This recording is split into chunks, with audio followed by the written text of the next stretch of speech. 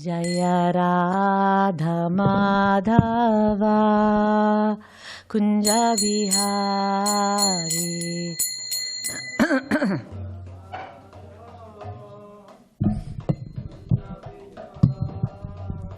Jaya Radha Madhava Kunja Vihari.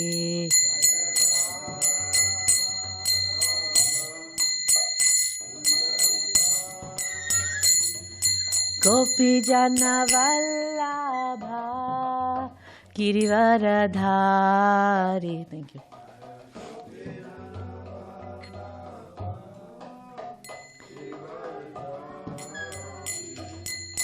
Yasoda Nandana Vraja Jana Ranjana.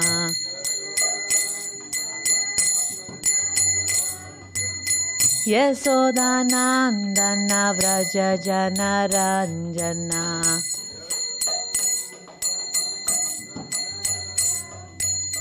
Yamuna Tira Vanachari.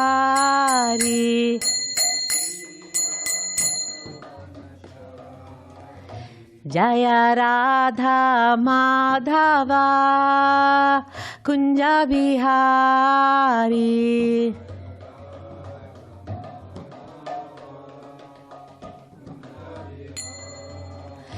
Jaya Radha Madhava Kunja Vihari.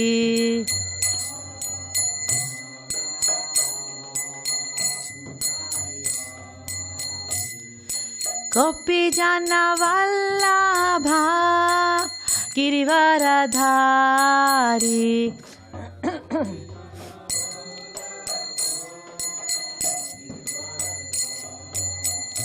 Jaya Gopi Jana Vallabha Girivaradhari.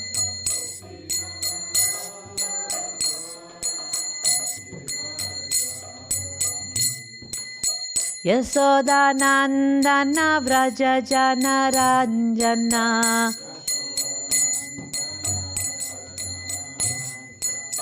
Yasoda Nandana Vraja Jana Ranjana.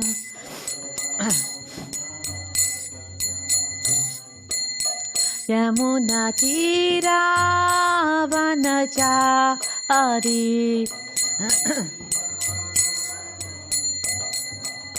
Yamuna Tira Vanachari.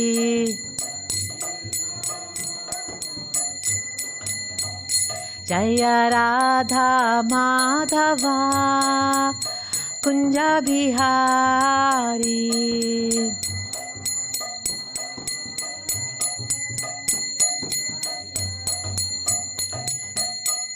Hare Krishna, Hare Krishna, Krishna Krishna, Hare Hare, Hare Rama, Hare Rama, Rama Rama, Hare Hare.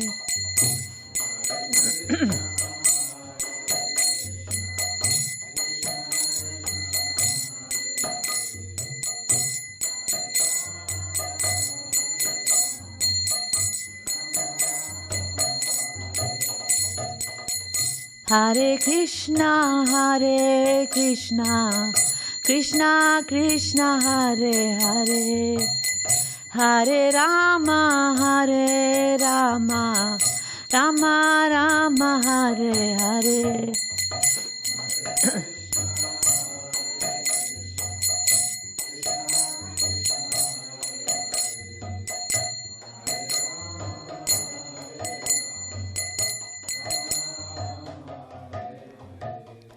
Jaya Jaya Prabhupada, Prabhupada, Prabhupada, Jaya Jaya Prabhupada.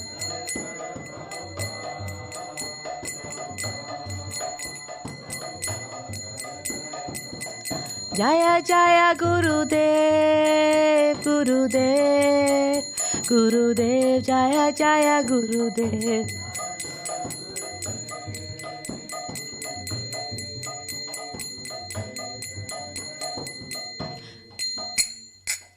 Sorry, Prabhu, I was all over the place. Thoughts just coming into my mind. I'm like, move over, not now. So, Hare Krishna, everybody. Thank you so much for allowing me to share a few thoughts on the Bhagavatam. Start with some prayers. Om Narayanam Namaskritya Naranchaiva Narottamam Devim Saraswatim Vyasam Tato Jayamudirayet. I'm sorry, Prabhu, I forgot the Prema Dhvani's prayers, so I'm just all glories to Srila Prabhupada. Jai. Om Ajnanatimirandasya Jnananjana Salakaya Chakshurunmilitam Yena Tasmai Sri Gurave Namaha Sri Chaitanya Manobishtam Stapitam Yena Bhutale Swayam Rupa Kada Mahyam Dadati Svapadantikam Vandeham Sri Guru Sri Yuta Padakamalam Sri Gurun Vaishnavamscha Sri Rupam Sagrajatam Sahagana Raghunathanvitam Tam Sajivam Sadvaitam Savadutam Parijana Sahitam Krishna Chaitanya Devam Sri Radha Krishna Padam Sagana Lalita Sri Vishakhanvitamscha. He Krishna Karuna Sindhu Dina Bandho Jagatpate Gopesha Gopika Kanta Radha Kanta Namostute. Vanchakalpatarubhyascha Krupa Sindhubhya eva cha Patitanam Pavanebhyo Vaishnavebhyo Namo Namaha. I will start with the Prardhana for the Bhagavatam, and then I'll go to Guru Prardhana, just because my mind is in so many places. Om Narayanam Namaskritya Naranchaiva Narottamam Devim Saraswatim Vyasam Tato Jayamudirayet. Nashtaprayeshva Bhadreshu Nityam Bhagavata Sevaya Bhagavatyuttama Sloke Bhaktir Bhavati Naishtiki. Om Namo Bhagavate Vasudevaya. Om Namo Bhagavate Vasudevaya. Om Namo Bhagavate Vasudevaya. So, I know we're on 9:8:11, but there's a whole bunch of verses in between. So I want to read the translations for those verses, then we'll go to the actual verse, okay? So the last one was Sunakshepa, Rohita, all that stuff. Okay, so translation to text 21. Thereafter, the famous king Harishchandra, one of the exalted persons in history, performed grand sacrifices by sacrificing a man and pleased all the demigods. In this way, his dropsy created by Varuna was cured. King Indra, being very pleased with Harishchandra, offered him a gift of a golden chariot. Sunakshepa's glories will be presented along with the description of the sons of Vishwamitra. Maharaj Harishchandra first purified his mind, which was full of material enjoyment, by amalgamating it with the earth. Then he amalgamated it with earth and water, the water with fire, the fire with air, and the air with the sky. Thereafter he amalgamated the sky with the total material energy, and the total material energy with spiritual knowledge. This spiritual knowledge is realization of oneself as part of the Supreme Lord. When the self-realized spiritual soul is engaged in service to the Lord, he is eternally imperceptible and inconceivable. Thus established in spiritual knowledge, he is completely freed from material bondage. Thus end the Bhaktivedanta purports of the 9th canto, 7th chapter of the Srimad Bhagavatam, entitled The Descendants of King Mandhata. So we're now on chapter 8. The sons of Sagara meet Lord Kapiladeva. In this 8th chapter, the descendants of Rohita are described. In the dynasty of Rohita, there was a king named Sagara, whose history is described in relation to Kapiladeva and the destruction of the sons of Sagara. The son of Rohita was known as Harita, and the son of Harita was Champa, who constructed a township known as Champapuri. The son of Champa was Sudeva. The son of Sudeva was Vijaya. The son of Vijaya was Bharuka. And the son of Bharuka was Vruka. Bahuka, the son of Vruka, was greatly disturbed by his enemies, and therefore he left home with his wife and went to the forest. When he died there, his wife wanted to accept the principles of sati, dying with her husband. But when she was about to die, a sage named Aurva found that she was pregnant and forbade her to do so. The co-wives of this wife of Bahuka gave her poison with her food, but still her son was born with the poison. The son was therefore named Sagara. Sa means with, and Gara means poison. Following the instructions of the great sage Aurva, King Sagara reformed many clans, including the Yavanas, Shakas, Haihayas, and Barbaras. The king did not kill them, but reformed them. Then again, following the instructions of Aurva, King Sagara performed Ashwamedha sacrifices, but the horse needed for such a sacrifice was stolen by Indra, the king of heaven. King Sagara had two wives, named Sumati and Keshini. While searching for the horse, the sons of Sumati extensively dug up the surface of the earth, and in this way dug a trench, which later became known as the Sagara Ocean. In the course of this search, they came upon the great personality Kapiladeva and thought him to have stolen the horse. With this offensive understanding, they attacked him when were all burned to ashes. Kesini, the second wife of King Sagara, had a son named Asamanjasa, whose son Amshuman later searched for the horse and delivered his uncles. Upon approaching Kapiladeva, Amshuman saw both the horse meant for sacrifice and a pile of ashes. Amshuman offered prayers to Kapiladeva, who was very pleased by the prayers and who returned the horse. After getting back the horse, however, Amshuman still stood before Kapiladeva, and Kapiladeva could understand that Amshuman was praying for the deliverance of his forefathers. Thus, Kapiladeva offered the instruction that they could be delivered by water from the Ganges. Amshuman then offered respectful obeisances to Kapiladeva, circumambulated him, and left that place with the horse for sacrifice. When King Sagara finished his yajna, he handed over the kingdom to Amshuman, and following the advice of Aurva, attained salvation. Okay, so now read the rest of the translations, and up to, what is this, 11, I think? Is it? No. It is 11? Yes, 11, okay. So text 1 of chapter 8 of the 9th canto. Sukadeva Goswami continued, the son of Rohita was Harita, and Harita's son was Champa, who constructed the town of Champapuri. The son of Champa was Sudeva, and his son was Vijaya. The son of Vijaya was Bharuka, Bharuka's son was Vruka, and Vruka's son was Bahuka. The enemies of King Bahuka took away all his possessions, and therefore the king entered the order of Vanaprastha and went to the forest with his wife. Bahuka died when he was old, and one of his wives wanted to die with him, following the sati rite. At that time, however, Aurva Muni, knowing her to be pregnant, forbade her to die. Knowing that she was pregnant, the co-wives of the wife of Bahuka conspired to give her poison with her food, but it did not act. Instead, the son was born along with the poison. Therefore, he became famous as Sagara, one who was born with poison. Sagara later became the emperor.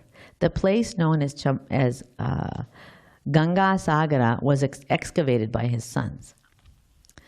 Sagara Maharaj, following the order of his spiritual master, Aurva, did not kill the uncivilized men like the Talanjangas, Yavanas, Shakas, and Haihayas and Barbaras. Instead, some of them he made dress awkwardly, some of them he shaved clean but allowed to wear mustaches, some of them he left wearing loose hair, some he half shaved, some he left without underwear, and some without external garments.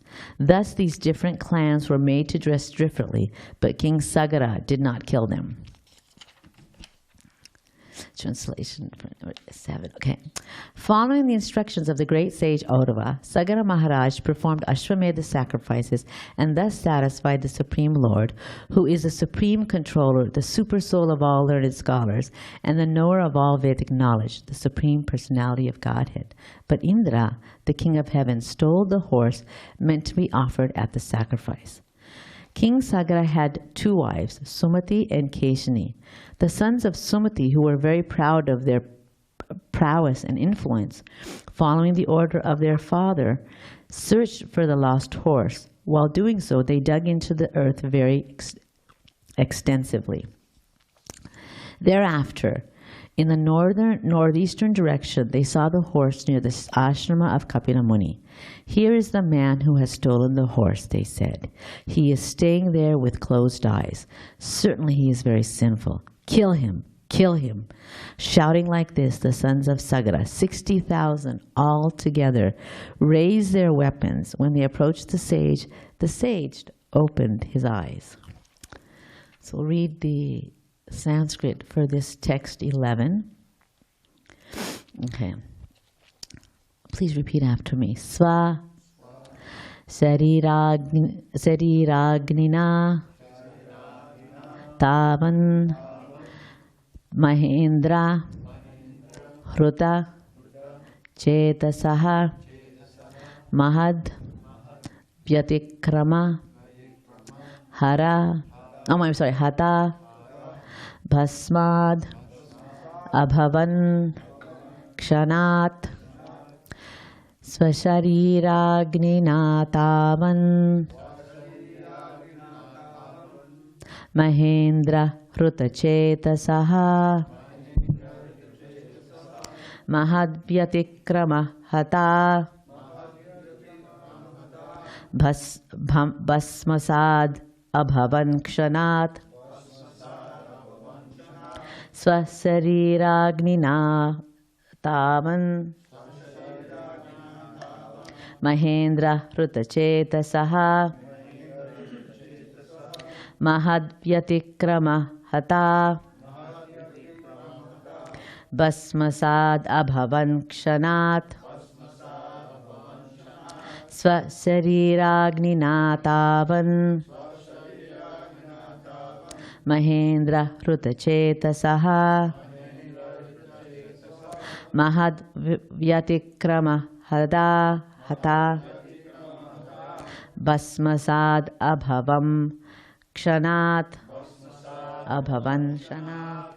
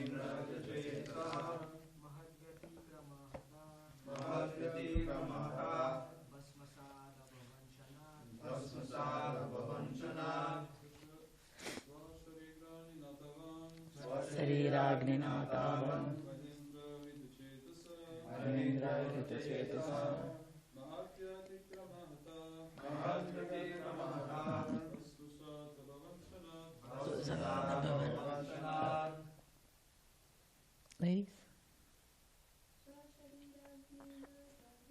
Sasariragninaatavan Mahendra Hrutachetasaha Mahadvyatikrama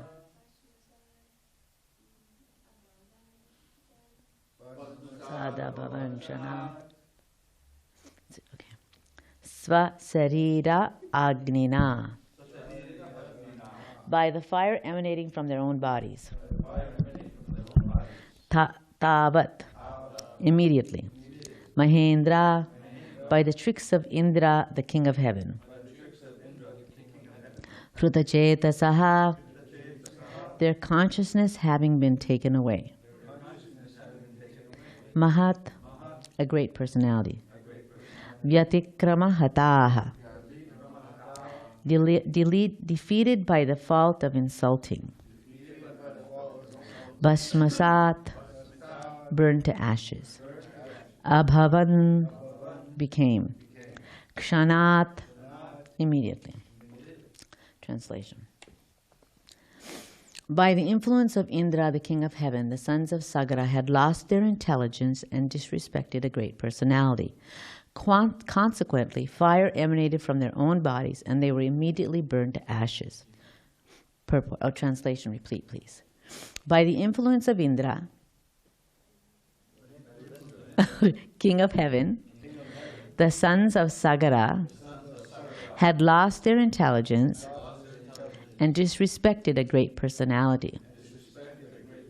Consequently, fire emanated from their own bodies, and they were immediately burned to ashes. Purport. The material body is a combination of earth, water, fire, air, and ether. There is already fire within the body, and our practical experience is that the heat of the fire sometimes increases and sometimes decreases. The fire within the bodies of the sons of Sagara Maharaj became so much hotter that all of them burned to ashes. The fire's increased heat was due to their misbehavior toward a great personality. Such misbehavior is called Mahad Vyatikrama. They were killed by the fire of their own bodies because of insulting a great personality.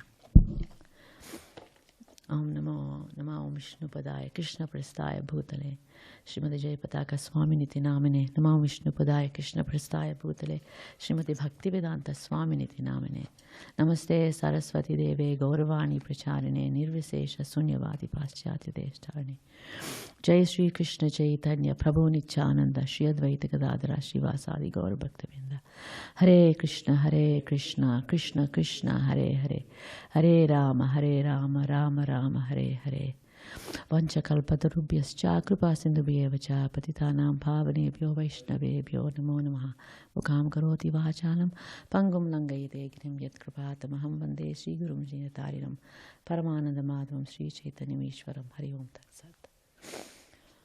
Okay, oh my gosh, there's so much to say, so I'm trying to, I hope I don't go, please excuse me if I go over a little bit, okay? So, you know me, I'm always about the bigger picture and about the lessons and so many things. Two things I want to do before I forget. My humble obeisances to all of you who have given class. Every one of you have influenced this lecture, okay? I don't say lecture, this class, yes, okay, presentation, whatever, something, number one. Number two is also my humble obeisance, my most, humble respects to the people who have done the indexes and the time, genealogies in the back of this book. I am blown away. Okay, so let's get started. So, when we're reading the Bhagavatam, as I said before in my last class, if you guys remember, I'll repeat again. I like to repeat. The bigger picture, what's the whole thing? How do we see the Bhagavatam, right? So as I was listening to all of you and thinking about this and really, meditating on it, I guess, I don't know, three levels of seeing the Bhagavatam. First level, you can see it just as a superficial level. All this time in these last chapters, we've been going through lineages and histories and stories, okay? So one level, superficial level, just history, just whatever. This was him, he was here. Why do we have history? Let's go to second last. Second level is morals and lessons. And under morals and lessons, there's moral and lessons for the general man who is following the four purusharthas, which I talked about last time. Dharma, Artha, Kama, Moksha, right? Those four things. where righteousness, earning material, whatever Prabhupada used it, material things, dharma, artha, kama, satisfying our desires, and ultimately moksha. But remember, we're focused on Parama Purusha, Panchama Purusha, the highest one, the fifth one, which is what? Bhakti, Prem for Krishna, okay? Keep that in mind. So there's a lesson right there. Then there's a lesson underneath for the sadhaka. Because there's more than just a story, the sadhaka, okay? And then from that is internal reflection. And what does that mean to me? Same theme that I saw last time. So I was excited because I'm like, oh my gosh, this is like, I think this connects for me. Okay, go more to that. Now, why do we do this all, history, linealogy, why all this? For those people who are at that level. Is this true? What is all these people, these stories? Are these people even true? But you go back and there's lineages. Krishna, English monarchies, those royal families, why do they keep all their genealogies? So they can prove that we're I'm part of that. And, people saying, my forefathers came over with the pilgrims and, all this kind of stuff, right? So that's one level. Okay, so you get something out of it. Bhagavatam has something for everybody. Every level, it's the forever giving gift. Okay, the opening treasure, you just get more and more. Second thing, we talked about started about the morals and lessons. And I was thinking, as somebody who is on the path of dharma, artha, kama, moksha, Mukunda Prabhu was saying, why does Prabhupada just give purports on certain things and he just kind of goes through this? So I was thinking, why does he do that? Now, remember, this Bhagavatam we have, Srila Prabhupada's, is now. But the Bhagavatam is ancient. Now, people, for example, like me, who come from that tradition, we've heard these stories. We've heard Harishchandra's story. We've heard Vishwamitra's story. And I'll go into that a little bit. We've heard of Trishanku's story. These were all taught to us, oh my gosh, just thinking about it, as moral lessons. Quickly, I want to get to the main point, so I'm going to get through this please bear with me. Harishchandra, we know him as Satya Harishchandra. And he, and the story we were told, we didn't hear all this stuff about, sacrificing his son, et cetera, et cetera. He was known as being a very truthful king. He was very truthful. That's why it's called Satya Harishchandra. You ask most people who have read, who grew up in India, before my time. I don't know about this education system now, but they know about Satya Harishchandra. The grandmother told them the stories, father told them the stories. Basically he gets put through all these tests. I don't want to go through them. You guys can go through them. You find. Ultimately, he realizes, the demigods come and said, we were testing you for all this, and they give them all these gifts, which is hinted in here. Gives them all these gifts, and then ultimately, what does it say? It says mark this part. I'll just tell you what they say, and I won't, and you guys can look for it. But it says right there on 7:25, so chapter 7, 25 to 26, it talks about Satya Harishchandra attaining spiritual knowledge. Oh no, we just read it, right? He attained spiritual knowledge, and so after all that stuff that he went through, he attained spiritual knowledge. Keep his journey in mind. Dharma, artha, kama, moksha. The Panchapurusha, the following the path of that tradition, the Vedic tradition. Okay, then you have Trishanku. Now, his and Vishwamitra's, his stories are mixed. Vishwamitra actually was a king originally, okay? And again, I'll say this shortly. Please look it up. And he with his soldiers comes to Vishwamitra's ashrama. And he, Vishwamitra, respect. I mean, Vasishta says, welcome, this all says. And Vishwamitra leaves he's not Vishwamitra, he's not called Vishwamitra, he's called Kaushika or Kushika, I think. But he leaves his soldiers outside and he goes into the hermitage, offers his obeisances and, and everything. And the Vishwamitra says, come in, bring your soldiers in. There's like, 10,000, I don't know, some, huge amount. And it's like, well, how can you take care of us? We have so many. You are just a sage in the forest. You don't have anything. They live on fruits and roots, right? And so he says, no, come. And he calls, and so he brings him in.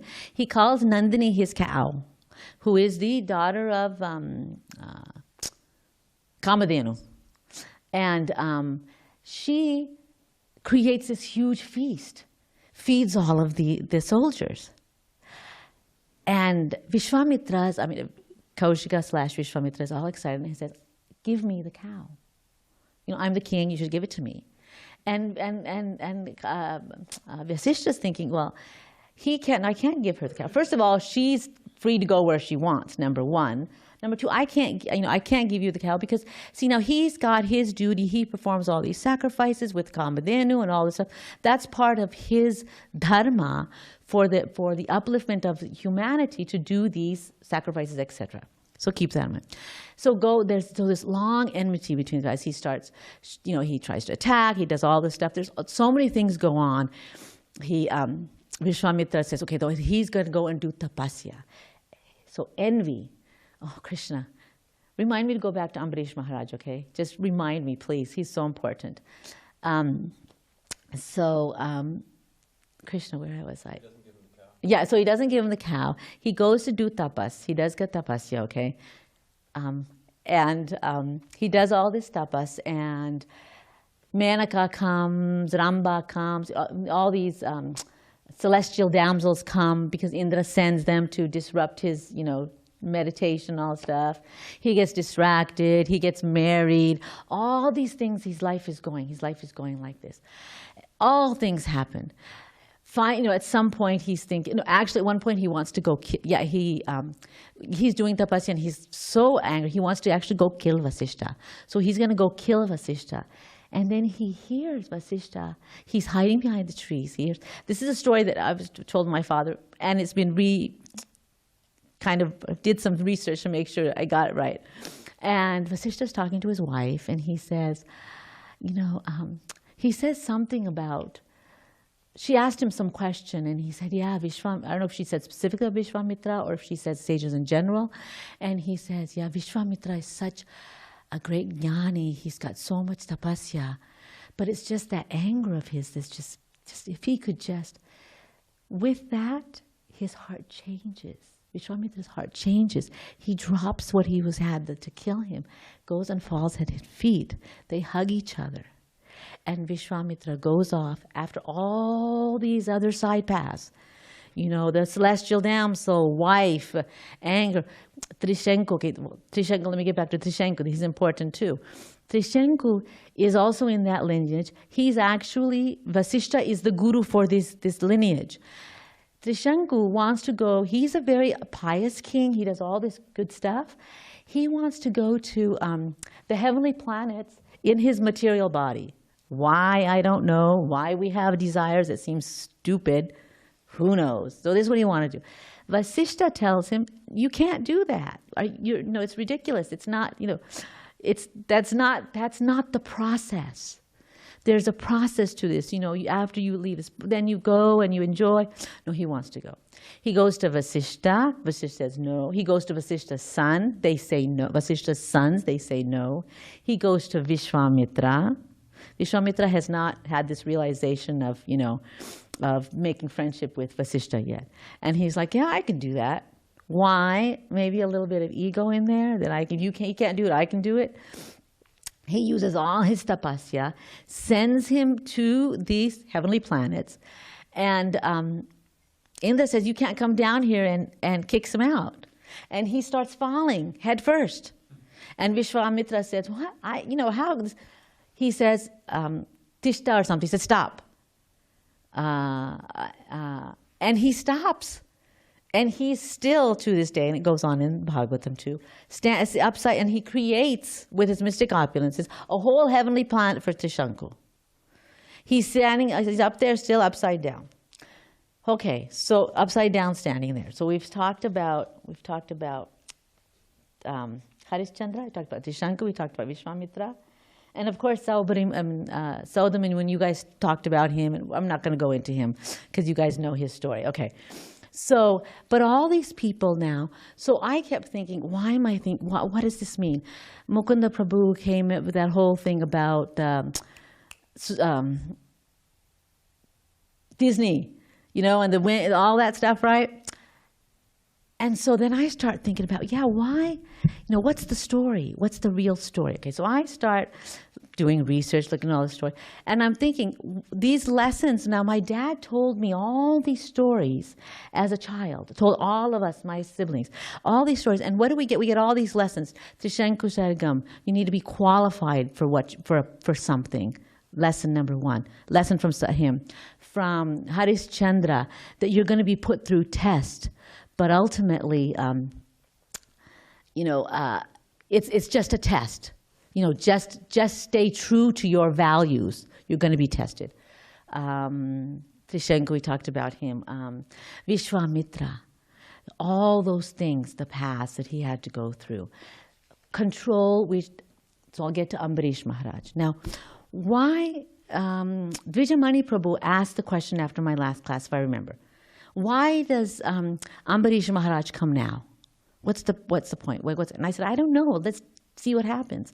So this question's in my mind, and I'm thinking, Ambarish Maharaj is the standard, okay? That's what we want to become. We want to become like Ambarish Maharaj. But we're like Trishanku. We're like Satya Harishchandra. We're like Vishwamitra. But follow their paths. So when I talked about the lessons, moral lessons as children, this is how the tradition, the Vedic tradition, the oral tradition was passed on. For those that were ready, you get the stories. As you get older, as you start thinking and you ask why, then you say, why? All of your questions, why does Harishchandra do that? Why does Prabhupada not give us purports for all of these things? Why? I have an answer for that. What I felt was an answer for that. And so as a sadhaka, I'm thinking, so what does that mean for me? Now, as a householder, I'm thinking of, how am I ever going to get there? I have so many responsibilities. But my path is going to be my path is dharma, artha, kama, moksha, right? But as a sadhaka, as an aspiring devotee, I can see that yes, I'm following dharma, artha, kama, moksha. I'm following that path set out, but I'm going for the higher purpose. I'm going to stay on this path. Now, so all of these people, as you read on, and as I say, please read on. Harishchandra has spiritual realization. Saubhari Maharaj, Muni, Saubhari Muni, he also eventually gets realization, right? Vishwamitra, follow his path. What is and who's eventually we're coming to which avatars? Next is Parashurama and then Rama. Where is Vishwamitra and Rama's story? Does anybody remember? Vishwamitra. What did Vishwamitra? Vishwamitra was the one that went to Krishna, his father's name, Dasaratha Maharaj, and asked for him to send him Rama to help him kill all the demons. Where did Vishwamitra start? Compare another connection. Who else, out of envy or out of maybe anger, he felt ego, went to the forest to do meditation? Dhruva Maharaj. What happened to Dhruva Maharaj? He, 6 months, self-realized soul. Dhruva Maharaj, 5-year-old kid. Vishwamitra, how long did it take him to be a participant in the Leela of Lord Ramachandra? Isn't that like wonderful? Isn't that inspiring? Isn't that? This is why Srila Prabhupada highlights those things, because our path as sadhakas is different. We understand, if you want to understand, if you're ready, if you're at the dharmartha kama moksha path, go for it. If you want more, study more. Oh, Krishna, okay. Oh my God, I say there's so much I need to say. So I want you to think about that. How these, see, I have hope. My path may be like this, but ultimately, in this word, and maybe Dravid Prabhu can help me pronounce it properly. Inexorably, I think it's pronounced. Inexorably? Is that the way you pronounce that word? No, inexorably. Inexorably, okay, inexorably, okay. That word, it means that it's you can't stop it. It's just going to go. So what it made me think was that this path, that Krishna's going to get me. See, okay, so I'm going to stop there. Just remember that, okay? This path it's going. Whether you're on Dhruva's path, whether you're on Harishchandra's path of Dharmartha Kama Moksha, whether you're on Vishwamitra's path with all these kinds of things. Yes, Srila Prabhupada, Srimad Bhagavatam is giving you the highest standard. Become Ambarisha. Just like, oh my God, there's so many things, guys. I will, if anybody would like to talk about this, I will talk about this later because there's so much that I can share, but I just want to, stay within time. All these connections within the Bhagavad Gita, you go back to the Bhagavad Gita, talking about the passage of Ajnani, how difficult it is, or that's or a yogi, which is what Vishwamitra was, right? He was kind of that yogic path he was doing with tapasya and all that kind of stuff. Although his reason for doing it was different. The part about Krishna was the other thing. Okay, I don't remember now, but I'll go back to that then. But so just connecting back to the Bhagavad Gita. So you go back to the Bhagavad Gita and you're like, now I see what Krishna meant when he said this, this, and this, and this. I see the example in the Srimad Bhagavatam. Why does Srila Prabhupada say start with the Bhagavad Gita and then go to the Bhagavatam? Because why is it progressive? Because now it's telling you more and more. It's giving you more. But you have to be ready. And, and when I first started reading the Bhagavatam, I'll tell you, I read it as a child. We'd sit every day. We'd read the one verse every day. Did I understand anything? No. I understood the stories. Okay, so that was something. Didn't understand anything. Next time as an adult, I started reading this. I think I started the Srimad Bhagavatam, the first canto, at least 5 times, then put it aside. And you have to start from the beginning. You got to go through. So I can't read up ahead, right? So I forget this. It's not happening. And then when I was taking my Bhakti Shastri or one of those, I was telling him, I have a really hard time reading it. And he said to me, this is Krishna. This is Krishna. Let him reveal himself to you as a personality. Don't sweat it. Just read. Just get to know him. Just get to know him through the Bhagavatam. Through the greatness to the sweetness. Just get to know. So I started doing that. Okay, and then it came better.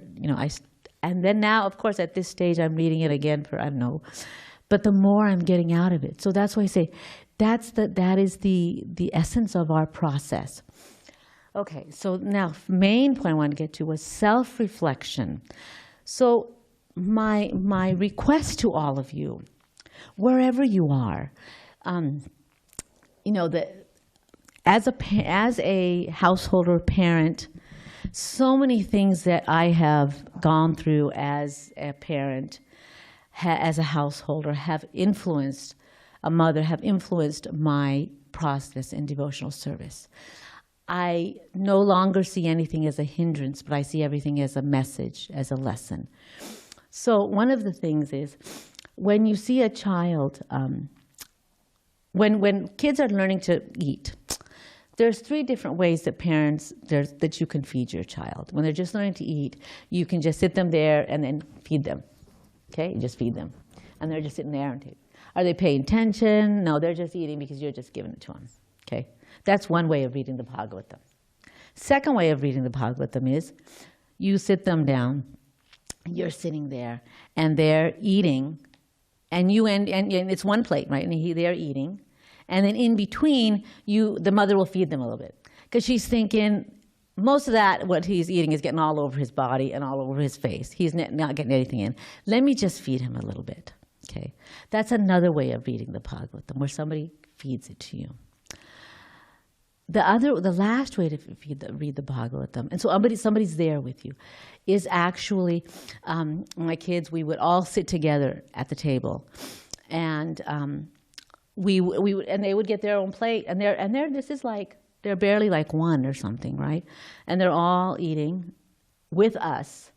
They're eating, they're getting a lot all over the place, but they're getting some in between. We're giving them, I'm feeding them in between, all eating together. That's what we're doing right here. We as devotees, we're sitting together and we're eating the Bhagavatam, we're tasting the Bhagavatam together. Somebody as a speaker may be feeding you a little bit in between, but you have to eat too, right? You have to eat too. Now, I can just be feeding my child. Now, but what do they say about how does your body get nourishment? What do you need to do? What do they say? Tell me, somebody tell. What's the first process of digesting? Chewing. Yes. Seeing, tasting, feeling. Yes, right, all those things. People tell you these things. Okay, I'm not going to digress. Stay on topic, buddy. So you have to eat. You have to chew. So again, Bhagavatam, chewing the chewed. We're not going to chew that chewed. Okay, okay. Let's not chew that chewed. Okay, the one that we're not going to. Charvitam charvananam. Is that what it is? Something, right?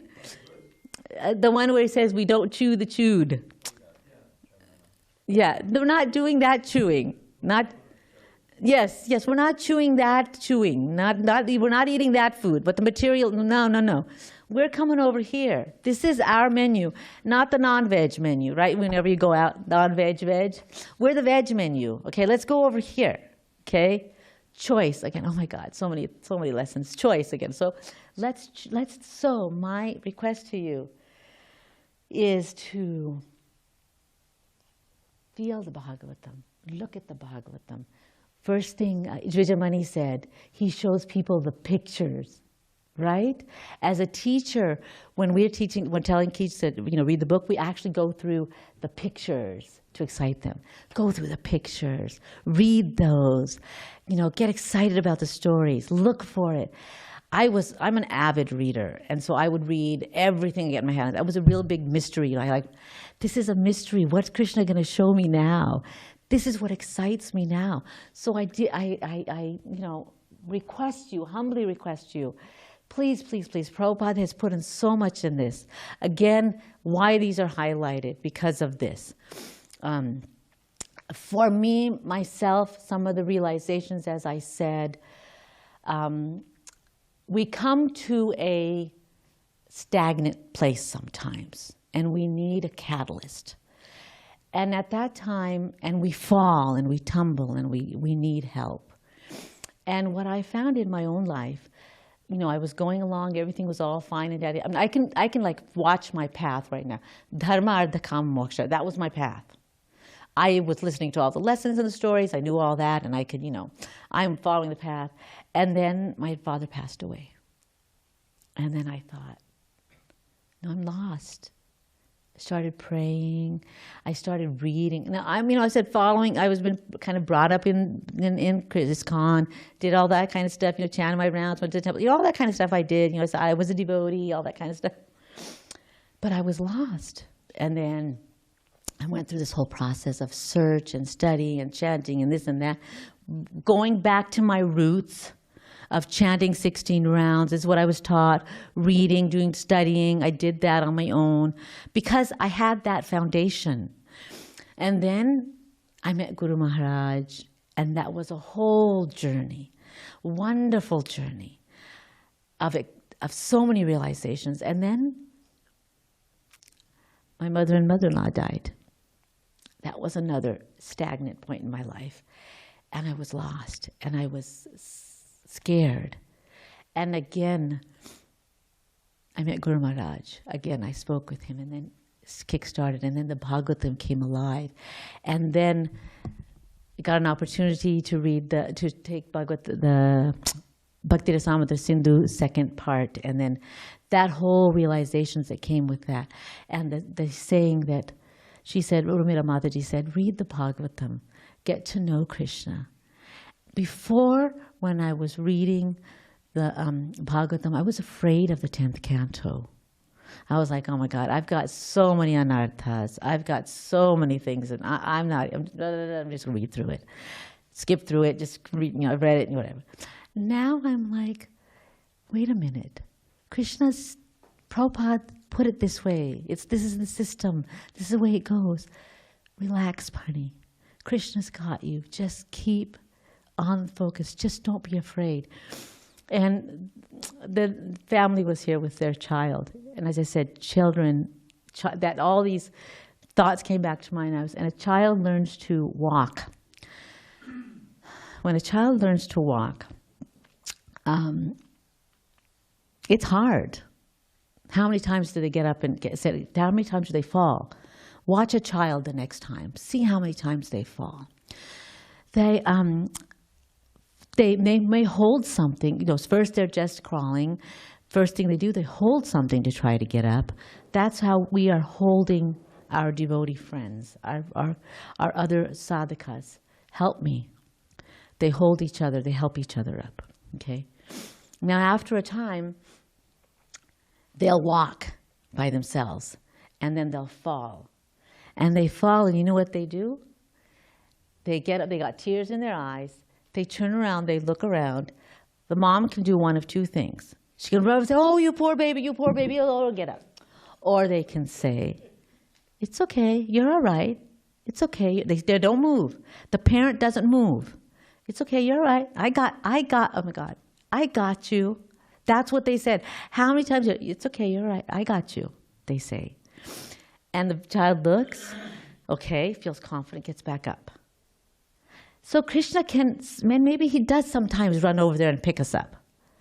But sometimes he just says, it's okay, you're all right. I got you. And we get up and we move on. And eventually we learn to walk. And so I invite you to walk on this path of bhakti joyfully. Why is it joyous? Because the Bhagavatam is there.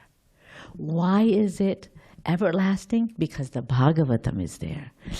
Every time you read the Bhagavatam, you will get something new. And when you're stuck, you turn around and you look at Krishna and you cry a little, and he tells you, it's all right. I got you. You're okay. So I hope I answered so many things in my mind. I'm so sorry if I was all over the place, but I'm trying to do a mind map for myself to keep myself on track. If there's any questions, as we go on in the end, it does, Satya Harishchandra does say in the Bhagavatam, I don't remember now which verse, I think I wrote it down, maybe it was, oh Krishna, I don't know where I put it down, but he does talk about, Satya Harishchandra does not does not sacrifice his son. So it doesn't happen. It does come later on. So it's like chapter 16. So is it 16? Okay, 16 it says that he doesn't sacrifice his son. All these things happen. But, again, Satya Harishchandra, he's, going on this path of truth and all this stuff. Okay, so if there are any questions or comments or corrections or things, please, please it's all yours.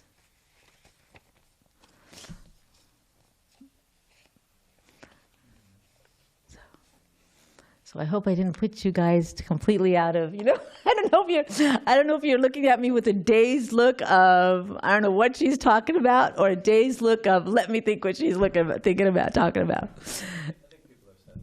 Okay. I don't think people Okay, so yeah, if you have any questions, please don't, hesitate to ask. Thank you very much. Zavri Mahaprabhu. Oh yes, you have your hand up? Yeah. Oh, you do? Okay.